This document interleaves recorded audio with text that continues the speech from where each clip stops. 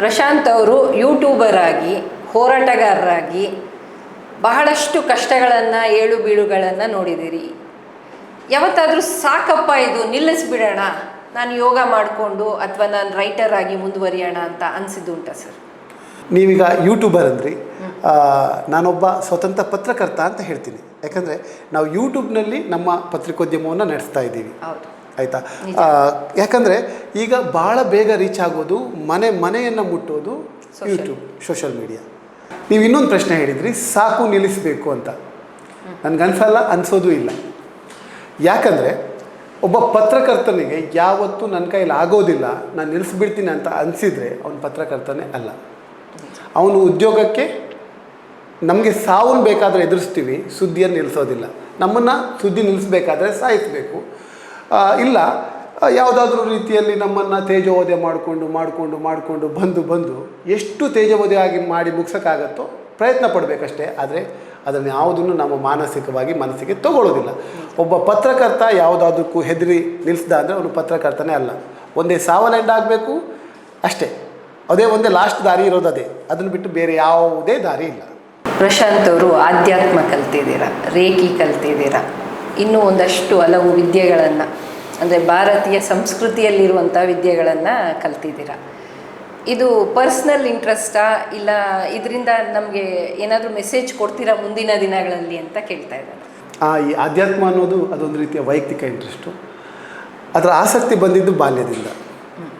ನಮ್ಮ ಮನೆಯವ್ರು ಏನು ಮಾಡ್ತಾಯಿದ್ರು ಅಂದರೆ, ನನಗೊಂದು ಪೂಜೆ ಮಾಡಲಿಕ್ಕೂ ಬಿಡ್ತಾ ಇರಲಿಲ್ಲ, ಒಂದು ದೇವ್ರಿಗೆ ಕೈ ಮುಗಿಯಕ್ಕೂ ಬಿಡ್ತಾ ಇರಲಿಲ್ಲ. ಒಂದು ಸಲ ತಡೀಲಿಕ್ಕೆ ಆಗದೆ ಕೇಳಿದೆ, ಅಮ್ಮ ಯಾಕೆ ನೀನು ಹೀಗೆ ಮಾಡ್ತಿದ್ದೀಯಾ ಅಂತ ಅಮ್ಮನ ಹತ್ರ. ಅಮ್ಮ ಹೇಳ್ತಾರೆ, ನಿನ್ನ ಜಾತಕದಲ್ಲಿ ಸನ್ಯಾಸ ಯೋಗ ಇದೆ, ನೀನು ಅದು ಮಾಡು ಅಂದರೆ ಅದಕ್ಕೆ ನಾವು ಇದು ಮಾಡ್ತಾಯಿದ್ವಿ. ಕಡೆ ಸನ್ಯಾಸ ಆಗಿ ನಮ್ಮನ್ನೆಲ್ಲ ಬಿಟ್ಟು ಹೋದ್ರಿ, ಮನೆ ಬಿಟ್ಟು ಹೋದ್ರಿ ಅಂತ ಆ ಭಯ ಅವ್ರನ್ನ ಕಾಡ್ತಾ ಇತ್ತು. ಆದರೆ ನಾನು ಬೆಳೆದ ವಾತಾವರಣದಲ್ಲಿ ಯೋಗ, ಈ ಆಧ್ಯಾತ್ಮ ಅದಕ್ಕೆ ಯಾವುದೇ ಒಂದು ಸಂಬಂಧ ಇರಲಿಲ್ಲ, ಅಥವಾ ಅಲ್ಲಿ ಏನು ಅದಕ್ಕೆ ಸಂಪರ್ಕವೇ ಇರಲಿಲ್ಲ. ಆ ರೀತಿಯಲ್ಲಿ ನನ್ನ ಆಧ್ಯಾತ್ಮ ಶುರುವಾಗಿದ್ದು. ನಾನು ಮಾತ್ರ ಸಾಕಷ್ಟು ಅದರ ಬಗ್ಗೆ ಒಂದು ಅಧ್ಯಯನ ಮಾಡಿಕೊಂಡೇ ಹೋದೆ. ಏನು ಹಿಮಾಲಯನ್ ಮಾಸ್ಟರ್ ಅಂತ ಬುಕ್ಕು, ಅದನ್ನು ಹುಡ್ಕೊಂಡು ಹೋಗಿದ್ದೆ ಕೆಲವ್ರನ್ನ. ಅಲ್ಲಿ ದೇವರ್ ಬಾಬಾ ಅಂತ, ಅವರು ವಿಂಧ್ಯಾಚಲದಲ್ಲಿರ್ತಾರೆ, ಅಟ್ಟದ ಮೇಲೆ ಇರೋದು ದೇವರ್ ಬಾಬಾ ಅಂತ, ಅವ್ರು ಹುಡ್ಕೊಂಡು ಹೋಗಿದ್ದೆ. ಅಂತ ತುಂಬ ಸಂತರುಗಳನ್ನು ಆ ಪುಸ್ತಕದಲ್ಲಿ ನೋಡಿ ಹುಡ್ಕೊಂಡು ಹೋಗಿದ್ದೆ.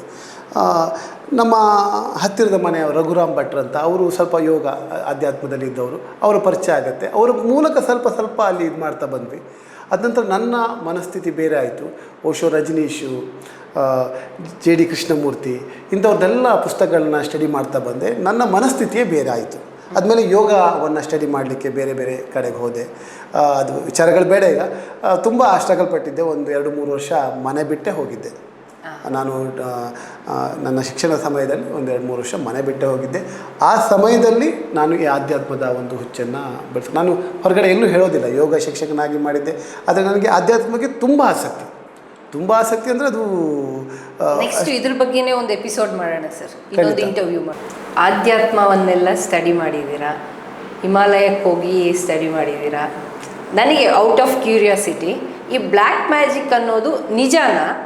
ಇಫ್ ಇಟ್ ಈಸ್ ಇದೆ ಅಂತ ಆದರೆ ಅದು ಹೇಗೆ ಎಫೆಕ್ಟ್ ಆಗುತ್ತೆ ಮನುಷ್ಯನಿಗೆ? ಸ್ವಲ್ಪ ಕಷ್ಟದ ಪ್ರಶ್ನೆ. ಯಾಕಂದರೆ ಹೌದು, ಬ್ಲ್ಯಾಕ್ ಮ್ಯಾಜಿಕ್ ಇದೆ ಅಂದರೆ ಮೂಢನಂಬಿಕೆ ಅಂತಾರೆ. ಇಲ್ಲ, ಬ್ಲ್ಯಾಕ್ ಮ್ಯಾಜಿಕ್ ಇಲ್ಲ ಅಂದರೆ ನನಗೆ ಆ ಥರ ಅನುಭವ ಆಗಿದೆ ಅಂತ ಹೇಳ್ತಾರೆ. ಈ 2 ರೀತಿಯ ಉತ್ತರಗಳು ಬರ್ತದೆ. ಆದರೆ ನಿಜವಾಗ್ಲೂ ಹೇಳಬೇಕಂದ್ರೆ, ಈಗ ನಾನು ಇದ್ದಕ್ಕಿದ್ದಾಗೆ ನಿಮಗೆ ಬ್ಯಾಡ್ ಲ್ಯಾಂಗ್ವೇಜಲ್ಲಿ ಬೈಲಿಕ್ಕೆ ಶುರು ಮಾಡ್ತೀನಿ, ನಿಮ್ಗೆ ಹರ್ಟ್ ಆಗುತ್ತಾ ಇಲ್ಲ? ಖಂಡಿತ ಆಗುತ್ತೆ ಸರ್, ಇದ್ದಕ್ಕಿದ್ದಾಗೆ.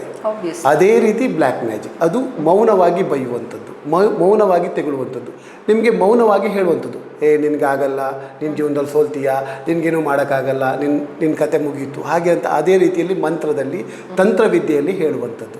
ಆಗ ಎಷ್ಟೋ ಕಿಲೋಮೀಟರ್ ದೂರಿದ್ದ ಒಬ್ಬ ವ್ಯಕ್ತಿಯ ಮೇಲೆ ಆ ಮಾನಸಿಕ ಪರಿಣಾಮಗಳು ಬೀರ್ತವೆ. ಅವನ ಮೇಲೆ ಆ ವೈಬ್ರೇಷನ್ ಫೀಲ್ ಆಗ್ತದೆ.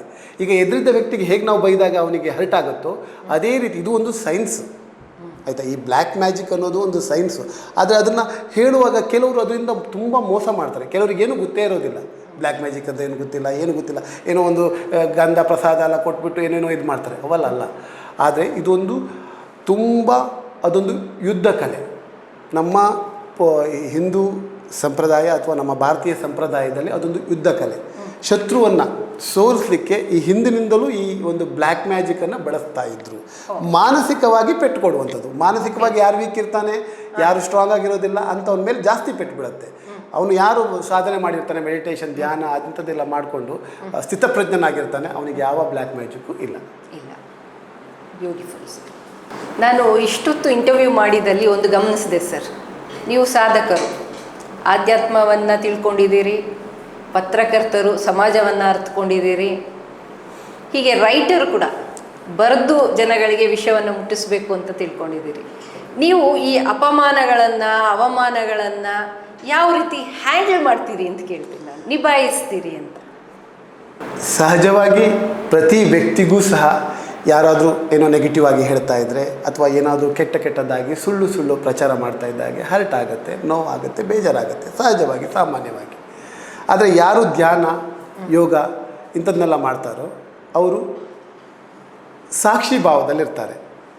ನಾನು ಯಾರು ಅಂತಲೇ ನೋಡ್ತಾ ಇರ್ತೀನಿ. ನಾನೀಗ ಇಲ್ಲಿ ಮಾತಾಡ್ತಾ ಇದ್ದೀನಿ, ಇವನು ಏನು ಮಾತಾಡ್ತಾ ಇದ್ದೀನಿ ಅಂತ ನಾನು ಒಳಗಡೆ ನೋಡ್ತಾ ಇದ್ದೀನಿ. ನಾನೇ ನನ್ನಲ್ಲಿ ಸಪ್ರೇಟ್ ಆಗಿದ್ದೀನಿ, ಸಾಕ್ಷಿ ಭಾವದಿಂದಿದ್ದೀನಿ. ಸಾಕ್ಷಿ ಭಾವದಿರುವ ವ್ಯಕ್ತಿಗೆ ಹೊರಗಡೆ ಇರೋದು ಎಲ್ಲ ವಿಚಾರಗಳನ್ನು ತೊಗೊಬಂದು ನನ್ನ ಮೈ ಮೇಲೆ ಹಾಕೊಳ್ಳೋಕ್ಕೆ ನಾನು ರೆಡಿ ಇಲ್ಲ. ನಾನು ಏನಾಗ್ತಾ ಇದೆ ಅಂತ ನೋಡ್ತಾ ಇದ್ದೀನಿ. ಸಮಾಜ ಏನಾಗ್ತಾ ಇದೆ, ಎಲ್ಲವೂ ಒಳ್ಳೆಯದಕ್ಕೆ ಆಗ್ತಾಯಿದೆ. ಏನಾಗ್ತಾ ಇದೆ, ಎಲ್ಲದೂ ಬೇಕಾಗಿಯೇ ಆಗ್ತಾಯಿದೆ. ಎಲ್ಲ ಅವರವರ ಕರ್ಮ ಫಲಗಳು ಅವರವರು ಎಷ್ಟೆಷ್ಟು ಅನುಭವಿಸಬೇಕು ಅದೇ ಪ್ರಕಾರವಾಗಿ ಅನುಭವಿಸ್ಕೊಂಡು ಹೋಗ್ತಾರೆ ವಿನಃ ಅದರಿಂದ ಯಾವುದೇ ಬದಲಾವಣೆ ಬರೋದಿಲ್ಲ. ಈಗ ನನಗೊಬ್ಬ ವ್ಯಕ್ತಿ ಏನಾದರೂ ಹೇಳ್ತಾನೆ, ಕೆಟ್ಟದ್ದು ಮಾಡ್ತಾನೆ, ಕೆಟ್ಟದ್ದು ಹೇಳ್ತಾನೆ ಅಂದರೆ ಗೊತ್ತಿಲ್ಲದೆ ನಿಜವಾಗಿ ಅವನು ಕೆಟ್ಟದ್ದು ಮಾಡ್ಕೊತಾ ಇರ್ತಾನೆ. ಅವನ ನಕಾರಾತ್ಮಕತೆಯನ್ನು ಜಾಸ್ತಿ ಸೃಷ್ಟಿ ಆಗ್ತಾ ಇರ್ತದೆ. ಅವನಲ್ಲಿ ಏನೋ ಸಮಸ್ಯೆ ಇರ್ತದೆ, ಅದು ಕಷ್ಟದಲ್ಲಿ ಅವನು ಅದನ್ನು ಹೊರಗಾಕೋ ರೀತಿ ಅವನು ಆಗ ಆ ವ್ಯಕ್ತಿಗಳ ಮೇಲೆ ಕರುಣೆ ಬರ್ತದೆ. ನನಗೆ ಇವನು ಹೀಗೆ ಹೇಳ್ತಾ ಇದ್ದಾನಲ್ಲ, ಪಾಪ ಏನಾದರೂ ಶಾಂತನೂ ಹೇಳೋಣ, ಏನಾದರೂ ಸರಿ ಮಾಡೋಣ ಅಂತ ಆಗೋದಿಲ್ಲ. ಅದು ಆಗೋದಿಲ್ಲಲ್ಲ, ಆ ನೋವು ನಮ್ಮನ್ನು ತಿನ್ನಿಸ್ತದೆ. ಈ ತಪ್ಪುದಾರಿಗೆ ಹೋಗ್ತಾ ಇದ್ದಾರೆ ಇವರು, ಬೇಡ ನಮ್ಗೆ ಹೇಳಿ ಇವರೇ ಹೊಂಡಕ್ಕೆ ಬೀಳ್ತಾ ಇದ್ದಾರಲ್ಲ, ಬೇಡ ಅಂತ ಅನಿಸ್ತದೆ. ಎಷ್ಟೋ ಸಲ ಅನಿಸಿದೆ. ಕೆಲವು ಸಲ ನಮ್ಮ ಕೈಲಿ ಏನೂ ಆಗೋದಿಲ್ಲ, ಪ್ರಕೃತಿಗೆ ಬಿಟ್ಟು ಸುಮ್ಮನೆ ಕೂತ್ಕೊಳ್ತೀವಿ. ನಾನಂತೂ ಸಾಕ್ಷಿ ಭಾವದಲ್ಲಿ ಬದುಕ್ತಾ ಇದ್ದೀನಿ. ಹಾಗಾಗಿ ನನ್ನನ್ನು ಎಷ್ಟೇ ಕೆಟ್ಟದಾಗಿ ಹೇಳಲಿ, ಎಷ್ಟೇ ಅಪಮಾನವಾಗಿ ಮಾತಾಡಲಿ, ಎಷ್ಟೇ ಅವಮಾನವಾಗಿ ನಡೆಸ್ಕೊಳ್ಳಿ, ನನಗದು ಯಾವುದೂ ತಾಗಲ್ಲ, ನನಗದು ಯಾವುದೂ ಸಂಬಂಧ ಇಲ್ಲ. ಯಾಕೆಂದರೆ ನಾನು ಈ ಭೂಮಿಗೆ ಕೇವಲ ವಿಸಿಟರಾಗಿ ಬಂದಿದ್ದು, ಖಾಲಿ ಇಲ್ಲಿನ ಅತಿಥಿ. ನಾನು ಸ್ವಲ್ಪ ದಿವಸ ಇದ್ದು ಹೋಗ್ತೀನಿ, ಇನ್ನೇನು ಮುಗಿತಾ ಬಂತು, ಸ್ವಲ್ಪ ವರ್ಷ ಇರ್ತೀನಿ ಅಷ್ಟೇ.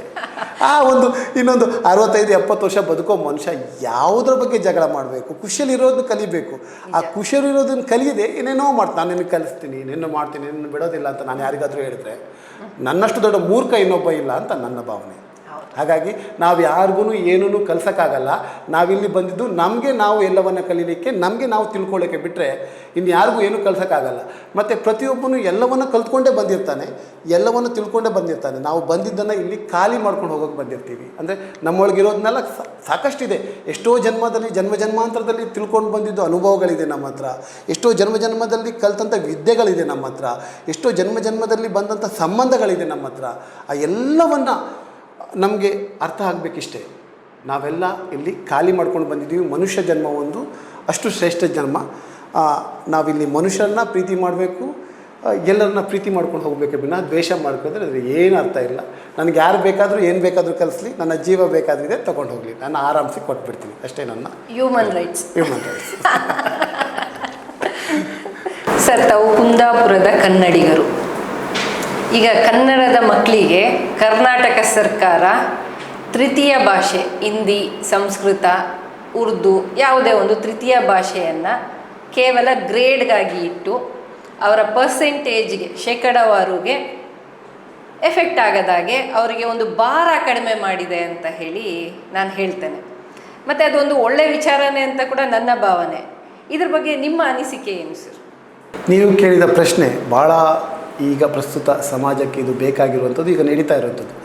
ನನ್ನ ಪ್ರಕಾರ ಈಗ ಸರ್ಕಾರ ತೆಗೆದುಕೊಂಡ ಒಂದು ನಡೆ ಇದೆಯಲ್ಲ, ತುಂಬ ಉತ್ತಮವಾದ ನಡೆ ಅಂತ ನಾನು ಅವ್ರನ್ನ ಬೆಂಬಲಿಸ್ತೀನಿ ಮತ್ತು ಗೌರವಿಸ್ತೀನಿ. ಯಾಕಂದರೆ ಈ ಭಾಷೆಗೆ, ಯಾವುದೇ ಭಾಷೆ ಆಗಿರಲಿ, ಯಾವುದೇ ಸ್ಥಳೀಯ ಭಾಷೆ ಆಗಿರಲಿ, ಯಾವುದಕ್ಕೂ ಅಂಕಗಳ ಅಗತ್ಯ ಇಲ್ಲ. ಭಾಷೆ ಒಂದು ಭಾಷೆ, ಒಂದು ಕಮ್ಯುನಿಕೇಷನ್ಗೆ ಬೇಕಾಗುವಂಥ ವಿಚಾರ. ಅದನ್ನು ವರ್ಷಗಟ್ಟಲೆ ಕಲಿಬೇಕಾದ ಅಗತ್ಯ ಇಲ್ಲ. ಆ ಸಮಯದಲ್ಲಿ ಬೇರೆ ಸ್ಕಿಲ್ಗಳನ್ನ ಹೇಳ್ಕೊಡ್ಬೋದು, ಬೇರೆ ವಿಚಾರಗಳನ್ನು ಕಲಿಸ್ಬೋದು, ಬೇರೆ ಸಂಬಂಧಪಟ್ಟ ಟೆಕ್ನಿಕಲ್ ನಾಲೆಜನ್ನು ಕಲಿಸ್ಬೋದು, ಬಯಾಲಜಿಕಲ್ ನಾಲೆಜ್ಗಳನ್ನು ಕಲಿಸ್ಬೋದು. ಇಂಥ ಎಷ್ಟೋ ವಿಚಾರಗಳಂತ ಹೇಳೋಕ್ಕಿದೆ, ಅದನ್ನು ಕಲಿಬೇಕಾಗಿದ್ದು. ಭಾಷೆ ನಾನು ನಿಮ್ಮ ಹತ್ರ ನನಗೆ ಭಾಷೆ ಬರ್ತಿದ್ದ ಕಡೆ ಮೂಕ ಭಾವನೆಯಲ್ಲಾದರೂ ನಾನು ನಿಮ್ಮ ಹತ್ರ ಮಾತಾಡ್ಬೋದು, ನಿಜ. ಆಯಿತಾ. ನನ್ನ ನನ್ನ ನನ್ನ ಮನಸ್ಸಿನಲ್ಲಿರುವ ದ್ವೇಷವನ್ನು ನಿಮಗೆ ತೋರಿಸ್ಬೋದು, ಪ್ರೀತಿಯನ್ನು ನಿಮಗೆ ತೋರಿಸ್ಬೋದು. ಅಂದರೆ ಭಾಷೆಯೇ ಬರಬೇಕಾಗಿಲ್ಲ. ಹೌದು. ಹಾಗಾಗಿ ಭಾಷೆಯನ್ನು ಒಂದು ಪಠ್ಯವಾಗಿ ಅದಕ್ಕೆ ಅಂಕ ಕೊಡ್ಕೊಂಡು ಬರೋದು ಅಷ್ಟಿನ ಅಗತ್ಯ ಇಲ್ಲ ಅನಿಸುತ್ತೆ. ಇದೊಂದು ಒಳ್ಳೆಯ ನಿರ್ಧಾರ.